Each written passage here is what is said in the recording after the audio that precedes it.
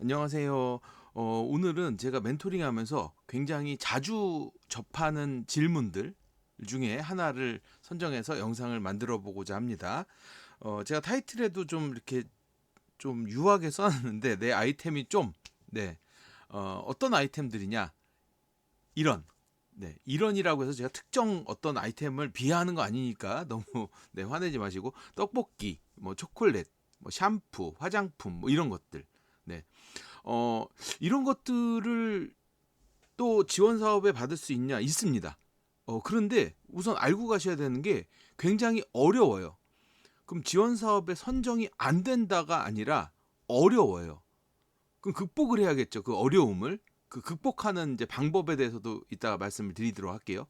근데 떡볶이나 초콜릿을 만드시는 분들이 주장하는 게 맛이에요, 맛.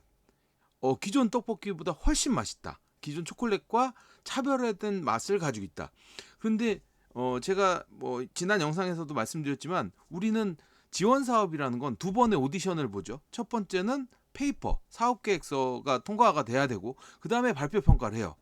그런데 페이퍼에다가 뭐라고 쓰죠? 맛이 장난이에요. 아니, 맛이 장난 아니에요. 뭐 입에 넣었는데 없어졌어요. 이렇게 써도 평가위원들한테 와닿는 게 없는 거예요. 그렇다고 사업계획서에다가 네, 초콜릿을 첨가할 수도 없고, 네, 그래서 선정되기가 굉장히 어렵다는 거죠. 그리고 이 맛만으로는 안 되는 이유도 말씀을 드릴게요. 지금 네이버에서 떡볶이라고 검색하고 카테고리에서도 떡볶이를 아예 지정을 하면 현재 나오는 상품 개수가 5만 9천 개예요. 5만 9천 개에서 어떻게 살아남을 거냐는 거예요. 저 5만 9천 개가 맛없는데 만든 떡볶이가 있을까요? 맛이나 예를 들어서 부드럽다 뭐 어떤 매콤하다 이런 거는 굉장히 주관적일 수 있어요. 그래서 우리는 사업계획서에서도 차별성, 독창성을 쓰는 이유가 그거예요. 객관적으로 평가할 때 기존 제품 시장에서 살아남을 수 있을 차별화된 점이 뭐냐, 독창적인 게 뭐냐를 다른 아이템보다 훨씬 더 구체적으로 명확하게 쓰셔야 돼요.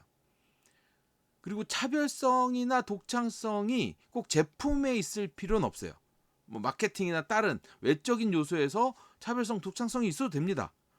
다만 아까 말씀드린 것처럼 다른 아이템보다 더 열심히 준비해야 된다는 거죠.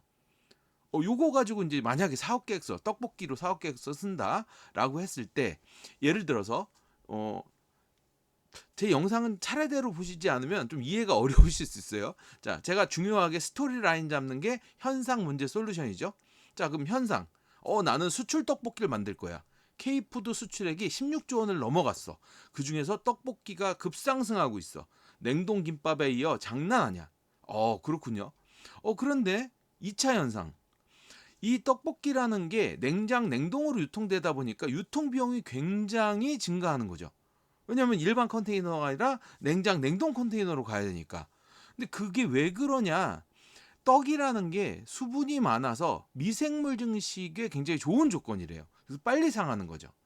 그렇기 때문에 냉장이나 냉동, 미생물이 살기 어려운 이런 온도 조건을 맞춰주는 거죠. 그래서 우리가 수출 시에 물류 비용이 증가한다. 여기까지가 현상. 사실 요 수분이 많아서 미생물 증식이 잘 된다라는 거는 문제로 뽑아내면 돼요. 제가 문제 규정이 제일 중요하다고 얘기한 게 내가 문제를 뭘로 보느냐. 자, 첫 번째. 수분이 많아. 수분이 많아서 미생물이 많이. 그럼 수분이 많은 게 문제야. 그럼 나는 상온 보관 가능한 건조떡. 완전히 우리는 글로벌로 나가기 위한 떡이야. 그래서 상온 보관 건조떡. 건조하다 보니까 수분도 줄어들어서 어이고 상온에서 유통도 가능하지만 물류 비용도 무게도 절감이 되네라고 하는 거죠. 자, 보세요. 아까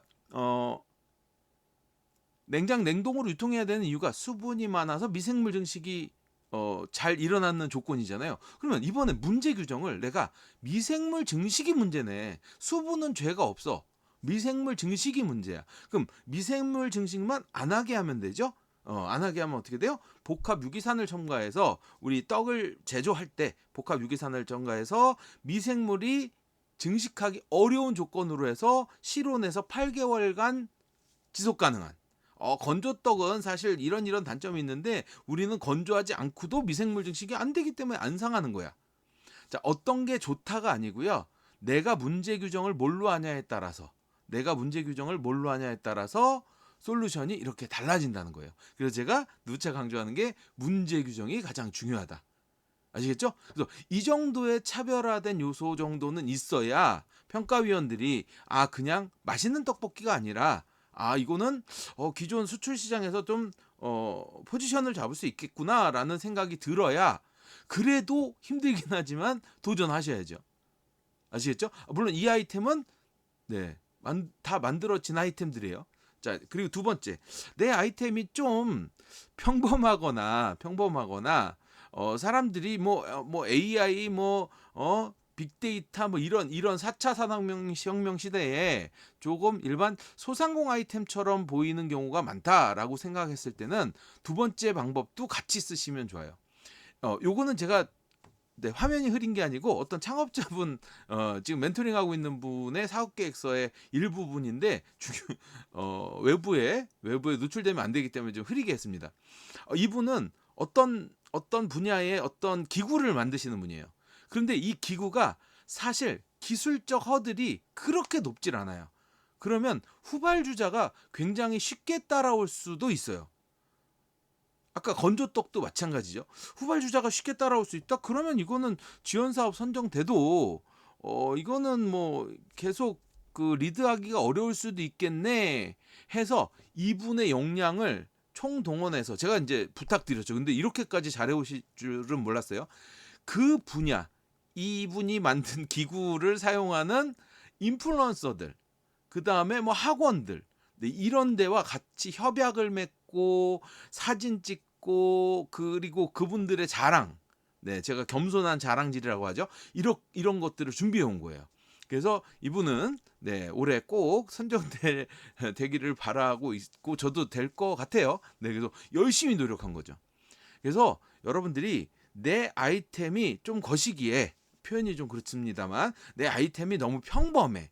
내 아이템이 소상공 아이템처럼 보일 수 있어. 내 아이템에 대한 기술적 난이도가 높지가 않아. 그러면은 아까 말씀드린 것처럼 현상 문제 솔루션을 명확하게 제시도 하셔야 되고 내가 이걸 위해서 얼마나 열심히 하고 이걸 출시하면 이게 상용화가 얼마나 가능한지에 대해서. 그래서 사업계획서는 제가 누차 말씀드리지만 책상 앞에서 쓰지 마시고 밖으로 나가서 내 사업을 도와줄, 내 사업을 홍보해줄, 내 사업에 도움이 될 만한 사람과 회사를 만나서 얘기하고 협약 맺고 사진 찍고 이런 것들을, 근데 그걸 또 본인이 폴더에 간직하지 마시고 사업계획서에 이렇게 티내셔야 되는 거예요. 아시겠죠? 그래서 아이템, 제가 그래서 매년 이렇게 만나는 분들 중에 본인 아이템이 혹은 뭐 죄송하지만 본인 학력이 뭐 본인 전공이 무관해서 뭐 이런 분들을 되게 많이 만나는데 사실 그건 중요하지 않아요. 저한테는.